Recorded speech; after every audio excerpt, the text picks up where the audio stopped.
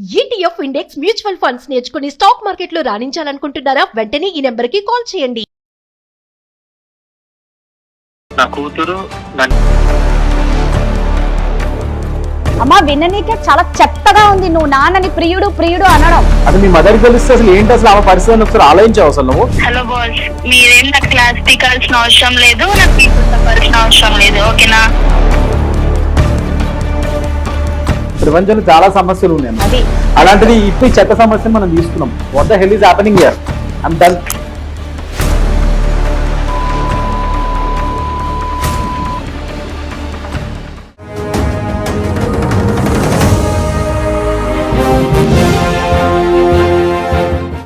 నమస్తే, నిప్పులాంటి నిజం కార్యక్రమానికి స్వాగతం.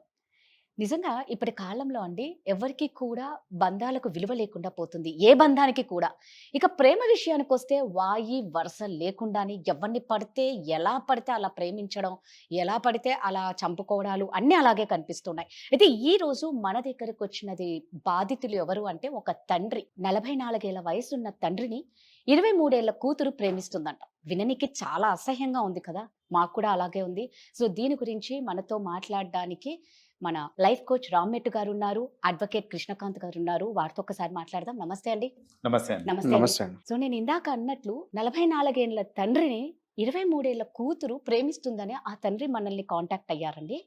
ఒక్కసారి ఆయనతో మాట్లాడి అసలు ఆయన ప్రాబ్లం ఏంటో తెలుసుకుందాం.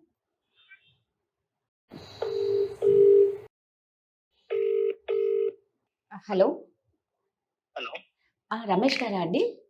అవునండి. నమస్తే అండి, నేను సుమన్ టీవీ నిప్పులాంటి నిజం కార్యక్రమం నుంచి కాల్ చేస్తున్నా అండి. మేడం మేడం నమస్కారం మేడం. నమస్కారం. అంటే మీరు అన్నారు కదా, ఒకసారి మీ కూతురు మిమ్మల్ని ప్రపోజ్ చేస్తుంది, మీ కూతురు మిమ్మల్ని ప్రేమించమంటుంది అని అంటున్నారు కదా. అవును మేడం. ఒక్కసారి దరిద్రం ఎలా చెప్పాలో కూడా అర్థం కావట్లేదు మేడం. అది విననీకి మాకు కూడా చాలా ఇబ్బందిగానే ఉంది. రమేష్ గారు కొంచెం పెద్దగా మాట్లాడతారా? మీ వాయిస్ చిన్నగా వినిపిస్తుందండి. మేడం ఇప్పుడు ఓకేనా మేడం? ఓకే అండి. ఇక్కడ ఒక్కసారి అడ్వకేట్ కృష్ణకాంత్ గారు ఉన్నారు, లైఫ్ కోచ్ రామ్మెట్టు గారు ఉన్నారు. ఒక్కసారి మీ ప్రాబ్లం ఏంటో చెప్తారా అండి? Okay madam. సార్ ఇది ఎలా చెప్పుకోవాలో కూడా అర్థం కావట్లేదు సార్. ఏ తండ్రికి కూడా ఇలాంటి ఒక రోజు వస్తుందని అనుకోలేము. నా పేరు రమేష్ సార్. నా కూతురు నన్ను ఇష్టపడుతుంది అని చెప్పి చెప్తున్నారు సార్. రమేష్ గారు, ఆవిడ మీ సొంత కూతురేనా లేకపోతే? అంటే నాకు ఆల్రెడీ ఫస్ట్ మ్యారేజ్ అయింది సార్. నా వైఫ్ నన్ను వదిలేసి వెళ్ళిపోయింది సార్. ఓకే. నా ఆఫీస్ లో వర్క్ ఒక ఆవిడ నేను ఇష్టపడ్డాను సార్. తర్వాత ఆవిడని పెళ్లి చేసుకున్నాను. అప్పటికి నా కూతురికి తనకి ఆల్రెడీ డాటర్ ఉందన్నమాట. తనకి 17 years అప్పుడు. మాకు పెళ్ళి ఆల్మోస్ట్ 4 years అయింది సార్. సో ఇప్పుడు తనకి అప్పటి నుంచి తనని ఏం చేశారంటే హాస్టల్లో పెంచారు. నేను ఒక కూతురు లాగానే తనని చూసుకున్నాను. హాస్టల్లో పెరిగింది, గారాబంగా పెంచారు, అలానే చూసుకున్నాను. కానీ తను ఇలా మాట్లాడుతుంది అని ఏ తండ్రి అనుకోరు సార్. నాకు ఫోన్ చేసి నువ్వు నాతో ఇలా ఉండు అలా ఉండు అన్నట్టు మాట్లాడుతుంటే అక్కడ అసలు నేనేమో ఒక తండ్రి స్థానంలో ఉండి నేను అసలు తనకి ఎలా అర్థమయ్యేలా చెప్పాలనేది కూడా అర్థం కావట్లేదు. తను ఎలా అంటే నాతోటి ఒక బాయ్ ఫ్రెండ్ లాగా మాట్లాడు నువ్వు అన్నట్టు మాట్లాడుతుంది సార్. అంటే ఎప్పటి నుంచి మీతో ఇలా మాట్లాడుతుంది? తను యాక్చువల్లీ హాస్టల్లో పెరిగింది మేడం. నేను చిన్నప్పుడు మా మ్యారేజ్ అయినప్పుడు కూడా తను రాలేదు. అప్పుడు కూడా హాస్టల్లోనే ఉంది, హాస్టల్లో చదువుకుంటుంది. అంటే నా భార్యకి ఆల్రెడీ ఇంతకు ముందు మ్యారేజ్ అయింది. తను చనిపోయాడు వాళ్ళ హస్బెండ్. సో ఆ అమ్మాయికి నాకు మా ఒకటే ఆఫీస్ లో వర్క్ చేయడం మూలంగా ఇద్దరం ఒక అండర్స్టాండింగ్ లో ఉండి ఇంకా చేసుకున్నాం మ్యారేజ్. తనకి ఎవరు తోడు లేరు అన్నట్టు. తనకు ఆల్రెడీ అప్పుడు కూతురు ఉంది. సో ఆ కూతురు హాస్టల్లో ఉండి చదువుకోవడము అలా చేసేది. లాస్ట్ ఒక 6 months నుంచి ఇలా మాట్లాడుతూ వస్తుంది మేడం. ఒక్క కూతురేనా? ఒక కూతురే మేడం. మరి మీరు ఎప్పుడు మీ వైఫ్ కి చెప్పలేదా? ఎలా చెప్పుకోగలుగుతాను మేడం ఇది? ఇప్పుడు నేను నా భార్యను ఇష్టపడి చేసుకున్నాను. ఒక అండర్స్టాండింగ్ లో ఒక ఆఫీస్ లో వర్క్ చేస్తున్న ఎంప్లాయీ. కానీ ఒక కూతురే ఇలా నన్ను ఇది చేస్తుందంటే ఏ తల్లి తట్టుకోగలుగుతుంది మేడం? సరే, ఇప్పుడు ఎన్ని ఇయర్స్ నుంచి మిమ్మల్ని లవ్ చేస్తుందండి మీ కూతురు? అసలు వడవనికే లాస్ట్ ఒక 6 months నుంచి మేడం. ఇది నాకు కాల్ చేసి నాతో ఇలా ఉండు అలా ఉండు అంటే వీళ్ళు పెరిగే వాతావరణం మూలంగా ఇలా అవుతుందా, లేదా హాస్టల్ ఎన్విరాన్మెంట్ వల్ల అవుతుందా, లేకపోతే ఇప్పుడు నేను ఎంత చెప్పినా గానీ ఒక తండ్రి స్థానంలో ఉండి అలా కాదమ్మా ఇలా చూడాలి ఇలా ఉండాలి అని చెప్పినా కూడా తను ఏంటంటే లేదు నువ్వేమీ నా సొంత నాన్నవు కాదు కదా అన్న మాట్లాడుతుంటే ఓ తండ్రి స్థానంలో ఉండి తట్టుకోలేకపోతున్నాను. రమేష్ గారు, ఒకటి సార్. నేను అంటే ఒక లాయర్ దగ్గర డాక్టర్ దగ్గర ఏది దాచకూడదు అని అంటారు. సో నేను ఒక క్వశ్చన్ మిమ్మల్ని చాలా స్ట్రైట్ ఫార్వర్డ్గా అడుగుతున్నాను. అంటే మీరు ఇప్పుడు చెప్పడం బట్టి నాకు అర్థమైంది ఏంటంటే ఆవిడ ఆ పిల్ల మీ సొంత కూతురు కాదు, ఓన్ బయాలజికల్ డాటర్ కాదు ఒకటి. కాదు. సో సవతి కూతురు. So okay. అండ్ పెళ్ళప్పుడు కూడా ఆ అమ్మాయి లేదు, హాస్టల్లోనే ఉండి లేదు. పెరిగింది కాబట్టి సో ఫస్ట్ నుంచి మిమ్మల్ని ఒక తండ్రి స్థానంలో కానీ లేకపోతే అందులో ఒక టీనేజ్ వయసులో ఉన్నప్పుడు మీరు వాళ్ళ మదర్ని పెళ్లి చేసుకున్నారు కాబట్టి ఈ పిల్ల టీనేజ్ వయసులో ఉన్నప్పుడు సో మిమ్మల్ని తండ్రిగా ఇంకా పూర్తిగా ఆమె యాక్సెప్ట్ చేయలేదన్న విషయం కూడా మనకి ఇక్కడ అర్థమవుతుంది. సో దానివల్ల కూడా సొంత ఫాదర్ కాదు కాబట్టి సరే ఈ చిన్న వయసు ఆ అమ్మాయికి ఇంకా మెచ్యూరిటీ రాలేదు, చిన్నపిల్ల కాబట్టి అలా ఇలాంటి ఫీలింగ్స్ ఏదో డెవలప్ అయి ఉండొచ్చు, దట్ ఈస్ ఓకే. కానీ నేను మిమ్మల్ని అడిగే క్వశ్చన్ ఏంటంటే స్ట్రైట్ ఫార్వర్డ్గా నాకు నిజంగా చెప్పండి, మీరు గనక అలా ఆ అమ్మాయికి ఫీలింగ్స్ వచ్చే విధంగా మీరు ఎప్పుడైనా వేరే విధంగా బిహేవ్ చేశారు ఆ అమ్మాయితో? అది మా దగ్గర ఫ్రాంక్ గా చెప్పండి. నేను తనని కలిసింది కూడా లేదు. తను హాస్టల్లో పెరిగింది, ఎప్పుడో ఒకసారి వచ్చింది కానీ ఎప్పుడు కలిసింది లేదు. నేను ఒక కూతురు స్థానంలోనే, అంటే ఒక కూతురు ఎలా అని అలానే చూశాను కానీ వేరే విధంగా నా ఆలోచన లేదు, వేరే విధంగా నా అలాంటి ఉద్దేశం కూడా లేదు సార్. ఎందుకంటే రమేష్ గారు, నేను ఈ క్వశ్చన్ ఎందుకు అడుగుతున్నానంటే ఒకవేళ మీరు చెప్పేది నిజము, ఖచ్చితంగా మీ సైడ్ నుంచి ఎటువంటి తప్పు లేదు, ఆ అమ్మాయే మిస్అండర్స్టాండ్ చేసుకొని వేరే ఫీలింగ్స్ డెవలప్ చేసుకుందంటే that is okay. But still మీరు మీ భార్యకి ఈ విషయం చెప్పకపోవడం ఎప్పటికైనా డేంజరే. ఎందుకంటే రేపటి రోజు మీరు ఆ పిల్లకి ఆమె ఫీలింగ్స్ని మీరు రెసిప్రోకేట్ చేయట్లే కాబట్టి రేపటి రోజు ఆమె మీ మీద తప్పుడి అలిగేషన్స్ కూడా వేసే ఛాన్సెస్ ఉన్నాయి.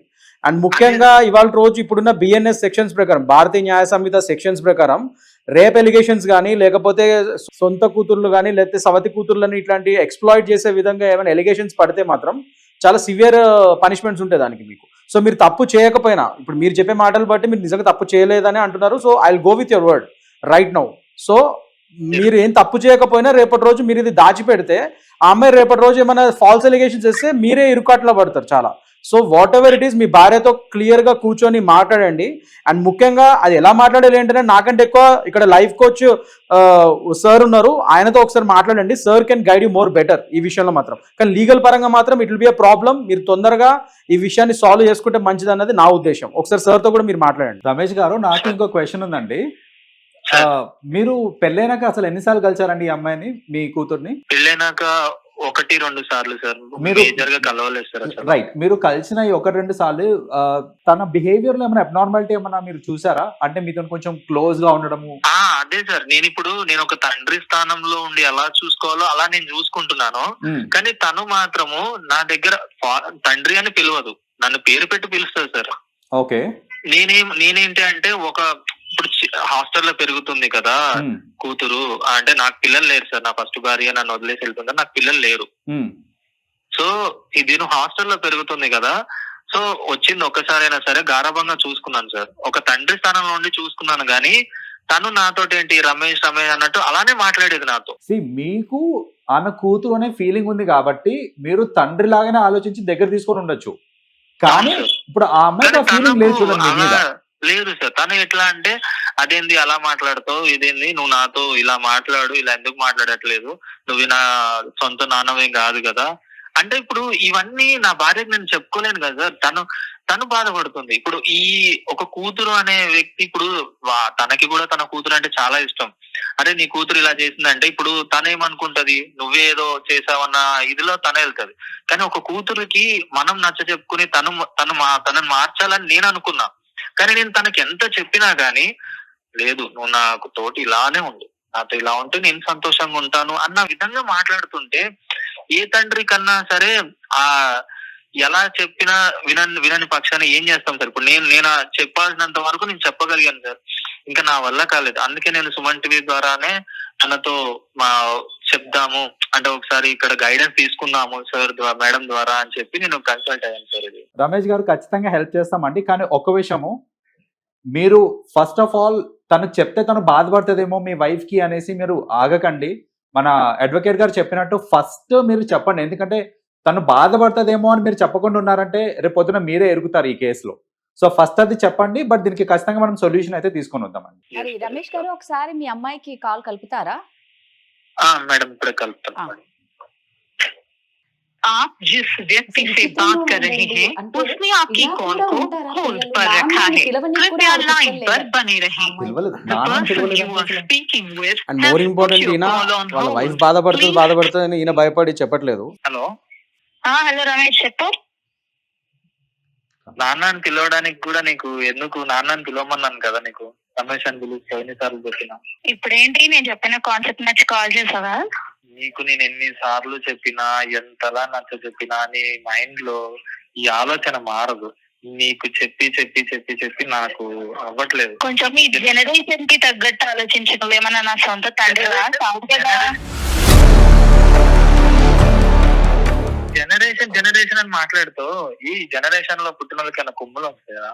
చెప్పేది ఒక తండ్రి చెప్తున్నాడు అంటే ఎందుకు చెప్తున్నాడు అనేది వినాలి నువ్వు. ఆ మాత్రం కూడా వినకుండా నువ్వు ఇలా మాట్లాడుతుంటే ఎలా చెప్తావు? నీకు 40 సంవత్సరాల ఏళ్ళు పెట్టుకొని 60 సంవత్సరాల ఏళ్ళలాగా మాట్లాడుతున్నావు. కొంచెం అప్డేట్ అవ్వచ్చు కదా ఇప్పటికైనా. ఇది ఇంత కామన్ ఇప్పుడు. కామన్ ఏంది కామన్ అని మాట్లాడుతున్నావు? అసలు సెన్స్ ఉండాలి. నువ్వు ఏ ఏజ్ లో ఉన్నావు, ఎలా ఉండాలి ఏంటి అనేది ఒక పెద్దవాళ్ళు చెప్తున్నప్పుడు, ఒక తండ్రి చెప్తున్నప్పుడు వినాలి. ఇంకెవరు చెప్తే ఏంటో. అందుకే నేను ఇప్పుడు సుమన్ టీవీలో మేడం అండ్ సార్ ఉన్నారు. నేను చెప్తే నీకు ఎలాగో నీ మైండ్ మారదు. ఏంటి ఏంటి ఏంటి? సుమన్ టీవీలో మేడం వాళ్ళు ఉన్నారు, ఒకసారి మాట్లాడతారు. ఓకే అంటే ఓకే అను. నువ్వు వాళ్ళకి ఎందుకు కాల్ చేసావు అసలు? నీకు ఇదే అనేది, నీకు వాళ్ళకెందుకు కాల్ చేసావు అంటే నీకు చెప్పి ఎంత 6 నెలల నుంచి నీకు అంటే ఎలా అంటే చంటి పాపలాగా చెప్తుంటే నువ్వు నీ మైండ్ అనేది నీకు ఓకే అంటే ఓకే అని చెప్పు, లేదంటే లేదని చెప్పు. నువ్వు ఎవరెవరికి కాల్ చేయడం ఎందుకు? కూతురు జీవితం నాశనం అవ్వద్దనే కదా ఇదంతా చేసేది. ఒక కూతురు జీవితం ఇప్పుడు ఇలా మారుతుంది అంటే ఏ తండ్రి తట్టుకోగలుగుతాడు? హలో స్నేహ, అమ్మా నమస్తే, వినిపిస్తుందా అమ్మా నా గొంతు? వినిపిస్తుంది. స్నేహ, ఒకటమ్మా, అంటే ఇక్కడ మీతో మాట్లాడడానికి లైఫ్ కోచ్ అండ్ అడ్వకేట్ ఉన్నారు. ఫస్ట్ వారు చెప్పేది నువ్వు బాగా వినమ్మా. ఇప్పుడు నీకు వినే వయసు లేనట్టుంది, అర్థం చేసుకునే మనసు అంతకన్నా లేనట్టుంది. నువ్వు మాట్లాడిన విధానం నేను విన్నాను. ఒక్కసారి వీరు మాట్లాడతారు, నువ్వు ఒకసారి మాట్లాడమ్మా. అమ్మ స్నేహ, నా పేరు కృష్ణకాంత్ అమ్మ, అడ్వకేట్. నేను ఇప్పుడు మీరు మాట్లాడిందంతా విన్నాను నేను, కాన్వర్జేషన్. సో అమ్మ నేను చెప్తుంది ఏంటంటే మీరు చేసేది చాలా తప్పమ్మా. ఎందుకంటే ఒక తండ్రి స్థానంలో ఉన్న వ్యక్తితో మీరు అట్లా బిహేవ్ చేయకూడదు. అండ్ మోస్ట్ ఇంపార్టెంట్లీ అవుతుంది సార్, ఇప్పుడు జనరేషన్ అంతా అదే ఫాలో అవుతుంది కదా, ఎందుకు తప్పు అవుతుంది? జనరేషన్ ఫాలో అవడం ఏంటమ్మా? ఏ జనరేషన్ లో అయినా సరే తప్పే. And most importantly A generation ఇది ఫాలో అవ్వట్లేదు. ఏ జనరేషన్ ఫాలో అవుతుంది? మీ జనరేషన్ ఇలాంటివి చేసేటోళ్ళు ఎవరున్నారు చెప్పమ్మా, నాకు అర్థం కావట్లేదు. ఎవరు లేరట్లా. మీడియాలోనే ఉన్నారు కదా సార్, మీరు చూస్తూనే ఉంటారు కదా రోజు ఇలాంటివి జరుగుతున్నవి. మళ్ళీ మీరే నన్నే క్వశ్చన్ చేస్తున్నారు. అమ్మ నువ్వు ఫస్ట్ ఆఫ్ ఆల్ నీ యాటిట్యూడ్ తగ్గించుకో. నువ్వు చేస్తుంది అక్కడ తప్పు చేస్తున్నప్పుడు పెద్దవాళ్ళు చెప్తున్నప్పుడు ఒకసారి వింటం నేర్చుకో. అండ్ మోస్ట్ ఇంపార్టెంట్లీ అసలు ఎందుకు చెప్తున్నారు ఏంటనేది ఆలోచించు. ఎందుకంటే నీ మంచి కోసమే చెప్తున్నాం. తండ్రి స్థానంలో ఉన్న వ్యక్తి అతను వేరే ఏదో వ్యక్తి కూడా కాదు, బయట వ్యక్తి కూడా కాదు. నువ్వు బయట వ్యక్తిని నీకంటే ఏజ్ లో పెద్దవాడిని ఎవరినో లవ్ చేస్తున్నావు అంటే దట్స్ ఎ డిఫరెంట్ స్టోరీ. నీకు తండ్రి వరుస అయినా డైరెక్ట్ గా తండ్రి అవుతాడు ఆయన. నీకు సబతి తండ్రి అయినా కూడా తండ్రే కదా. సో నువ్వు కొద్దిగా ఆలోచించావు. అమ్మా స్నేహ, ఒక తండ్రిని ప్రియుడిలాగా ఫీల్ అయ్యి ఆయనతో అని మాట్లాడుతున్నావు చూడు, విననికి ఎంత చెత్తగా ఉంది తెలుసా. అసలు నిజంగా చెప్తున్నా, మీ నాన్న ఆయన నాన్నే. నువ్వు ఎంత కాదనుకున్నా మీ నాన్నే అమ్మా, అది గుర్తుపెట్టుకో. కాదు కదండి, కన్న తండ్రే కాదు అన్నది కాదమ్మా. నిన్ను కన్న తల్లే కదా పెళ్లి చేసుకుంది. నిన్ను కన్న ఫస్ట్ ఆఫ్ ఆల్ తండ్రి కాదు కదా. అమ్మ నీ బిహేవియర్ తో మీ మదర్ ఎంత బాధపడతారో ఆ విషయం తెలుస్తుంది అసలు. ఫస్ట్ ఆఫ్ ఆల్ నీకు అసలు మీ మదర్ కి తెలిస్తే అసలు ఏంటి అసలు ఆమె పరిస్థితి ఒకసారి ఆలోచించావు. అసలు నువ్వు అసలు మీ కుటుంబం ఎంత చిన్న భిన్నం అవుతుందో నువ్వు ఆలోచిస్తున్నావు. అసలు రిపర్కషన్స్ గురించి అది తప్పమ్మా. మేడం చెప్పేది మేము చెప్పేది మీ మంచి కోసమే కదా. అమ్మా విననీకే చాలా చెత్తగా ఉంది నువ్వు నాన్నని ప్రియుడు అనడం. ఫస్ట్ అది ఆపు. కన్న తండ్రి కాకపోయినా వరుసకు తండ్రి అవుతాడు అతను. అండ్ అసలు కాల్ మాట్లాడడం స్టార్ట్ చేసినప్పుడే చెప్పు రమేష్, అది చెప్పు రమేష్ ఏదేదో బాయ్ ఫ్రెండ్ పిలిచినట్టు హలో అది నా ఇష్టం, నేను ఎలా కావాలంటే అలా పిలుచుకుంటానండి. మీరేం నాకు మీకు చెప్పాల్సిన అవసరం లేదు. నేను ఏం చేస్తున్నానో నాకు తెలుసు.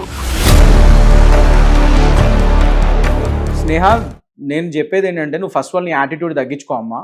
నేను మంచి కోసం చెప్తున్నాము. మీ ఫాదర్ మమ్మల్ని అప్రోచ్ అయ్యి మమ్మల్ని హెల్ప్ అడుగుతున్నారు కాబట్టి మేము ఇవాళ రోజు నీతో మాట్లాడతాం జరుగుతుంది. ఎందుకంటే సుమన్ టీవీలో మేము జనరల్లీ ఒక నిపులాంటి నిజం అని చెప్పి ఒక ప్రోగ్రామ్ చేస్తున్నాం. సో ఆ ప్రోగ్రాంలో ఇట్లాంటి సమస్యలు వాళ్ళు ఉన్నప్పుడు మాకు ఫోన్ చేస్తే మేము వాళ్ళకి సాల్వ్ చేయడానికి లీగల్గా కానీ and what ever might be the ways మేము ట్రై చేస్తాం వాళ్ళకి హెల్ప్ చేయడానికి.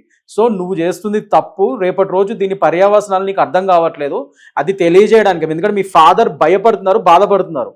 సో ఆయన గురించి మేము బాధపడి సరే పాపం ఒక హెల్ప్ చేద్దామని చెప్పి మేము ఇవాళ రోజు నీతో మాట్లాడడం జరుగుతుంది. సో ఫస్ట్ వన్ నీ కొద్దిగా యాటిట్యూడ్ ని అండ్ టోన్ ని తగ్గించుకో అమ్మా పెద్దవాళ్ళతో మాట్లాడుతున్నప్పుడు. హలో బాస్, మీరేం నాకు క్లాస్ పీకాల్సిన అవసరం లేదు, నాకు మీతో చెప్పాల్సిన అవసరం లేదు, ఓకేనా? ఫస్ట్ ఆఫ్ ఆల్ నాకు కూడా అర్థం కావట్లేదు, మనం చాలా ప్రపంచంలో చాలా సమస్యలు ఉన్నాయి మనకి. అలాంటిది ఈ సరే ఆయన అడిగాడు కదా అని చెప్పి చెత్త సమస్యను మనం తీసుకున్నాం. పైనుంచి ఆమె ఇట్లా మాట్లాడతాం, అసలు ఏమైతుంది ఇది ఏంటి, ఇంతకంటే మంచి సమస్యలు దొరకలేదా? ఆ అమ్మాయి ఏమో అసలు ఇంత కూడా కామన్ సెన్స్ లేకుండా పెద్దవాళ్ళని రెస్పెక్ట్ లేకుండా ఇలా మాట్లాడుతుంది. What the hell is happening here? I'm done.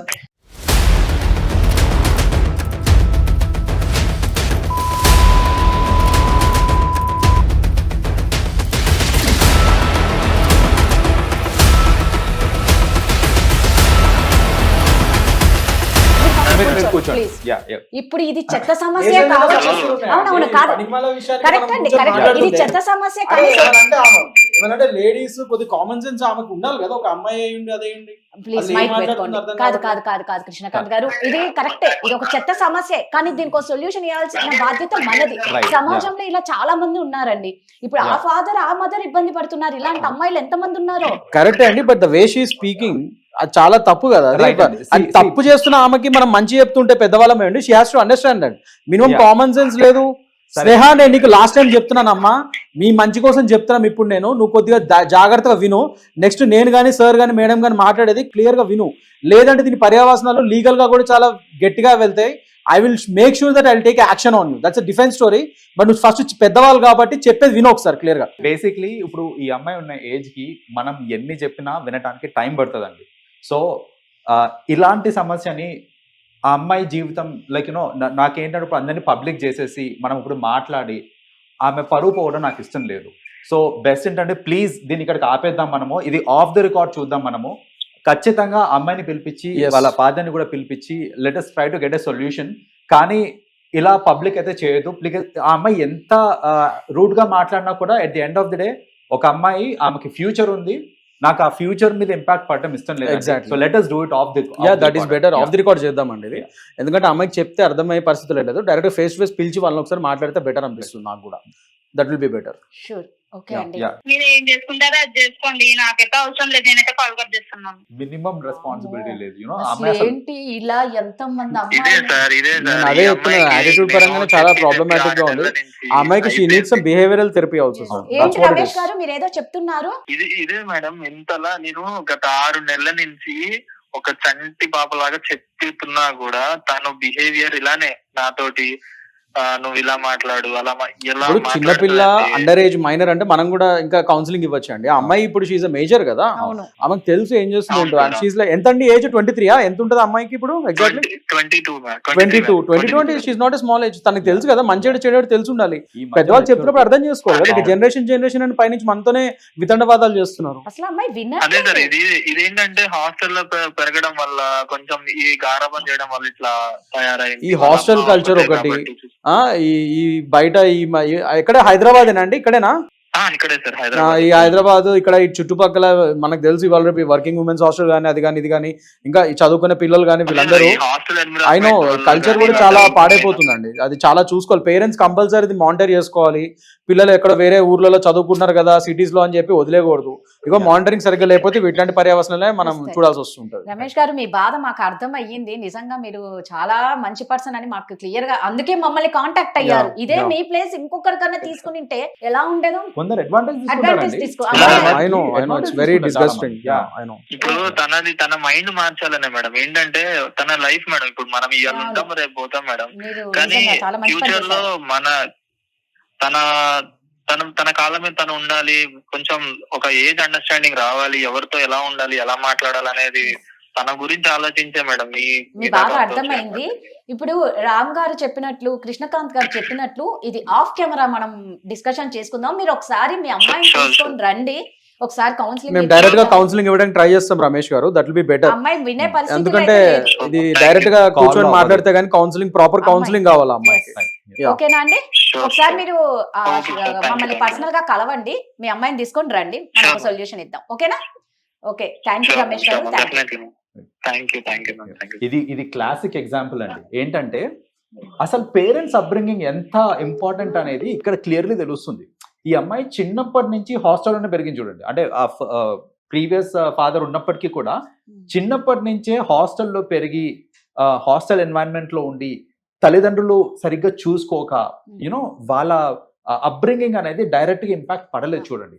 పడకపోయేసరికి అసలు మైండ్ సెట్స్ ఎలా మారిపోయినాయి అంటే అసలు వరుసలు తెలియక సో అండ్ ముఖ్యంగా ఒకటి ఇదివరకు అంటే మనం కూడా పెరిగాము, నేను కూడా ఒక విధంగా చెప్పాలంటే చిన్నప్పుడు హాస్టల్లో చదివాను, కానీ అది వేరే, అక్కడ స్ట్రిక్ట్ గా ఉంటుంది, అది వేరే ఉంటుంది. ఇప్పుడున్న హాస్టల్స్ అంటే బయట ఈ వర్కింగ్ ఉమెన్స్ హాస్టల్స్ కానీ లేదా ఇతరత్ర హాస్టల్స్ కానీ ఈ స్ట్రిక్ట్నెస్ అయితే ఉండదు కదా వాళ్ళు మేజర్లు అయిన తర్వాత.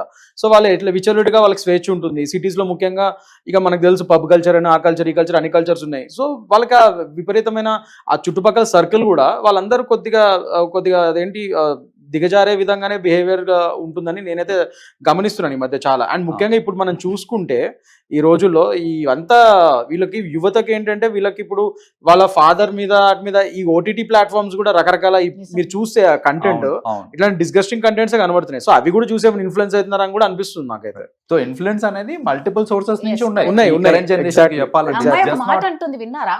ఈ జనరేషన్ లో ఎలా ఉంటారో మీకు తెలీదా అనేది. అంటే అదే అనుకుంటారు, అది గొప్ప అనుకుంటున్నారు. ఎగ్జాక్ట్లీ ఈ జెన్జీ మెంటాలిటీ అనుకుంటున్నారు వాళ్ళది. కానీ జెన్జీ అంటే అదే జెన్జీలో మంచి చదువుకునే వాళ్ళు, పద్ధతి ప్రకారం ఉండేవాళ్ళు, ఎంతో దేశానికి పనికొచ్చే పనులు చేసే వాళ్ళు కూడా ఉన్నారు. ఒక జనరేషన్ మొత్తాన్ని మనం బ్లేమ్ చేయలేం. అయితే వీళ్ళ జనరేషన్ పేరు చెప్పుకొని ఇలాంటి తప్పుడు వేషాలు వేస్తున్నారు. వాళ్ళకి ఒక నెపం కావాలంతే. సో మొత్తం జనరేషన్ కూడా బ్లేమ్ చేయలేం మనం. అయితే వీళ్ళకి విలువలు కూడా తెలిసి వచ్చే విధంగా మనం కూడా చెప్పడానికి ట్రై చేయాలి. పెద్దవాళ్ళు కూడా మీరు అన్నట్టు సార్ అన్నట్టు parenting, the right parenting is very important. అది కూడా చాలా ఇంపార్టెంట్ అక్కడ.